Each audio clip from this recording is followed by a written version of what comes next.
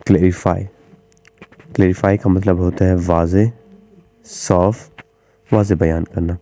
دیکھیں جب بھی کوئی بندہ آپ کو کہتا ہے کہ یار آپ کیا کہنا چاہتے ہیں، مجھے واضح انداز میں بتائیں، صاف صاف الفاظ میں بتائیں، مجھے آپ کی بات کی سمجھ نہیں آ رہی، تب وہ بندہ جو ہے آپ کو کہہ رہا ہوتا ہے کہ کلیریفائی کریں آپ، مطلب کہ آپ مجھے واضح انداز میں بتائیں۔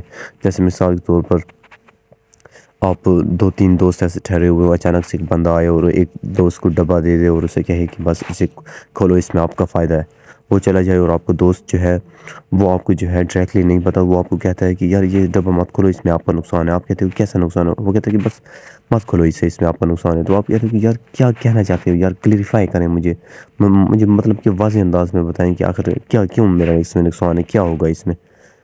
تو یہ ایسے مطلب کہ جب کبھی بھی آپ سامنے کہتے ہو کہ یار کیا کہنا چاہتے ہو آپ کی بات کی مجھے سمجھ نہیں آ رہی ہے، صحیح واضح انداز میں بتائیں، صحیح کلیئر اپنی بات کریں، ڈیٹیل کے ساتھ اپنی بات بتائیں، اسے کلیریفائی کرنا کہتے ہیں۔ کلیئر دیکھیں نا، یہ اسی سے کلین سے نکلا ہوا ہے، قسم کا کسی چیز کو جو ہے کلین کرنا، صاف کرنا، صاف کہنا۔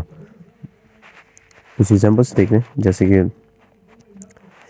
Can you clarify your point, کیا آپ اپنی بات واضح کر سکتے ہیں؟ The teacher clarified the difficult topic, teacher نے مشکل جو ٹاپک تھا اس کو اچھے سے واضح انداز میں بتایا، مطلب کہ صاف بتایا۔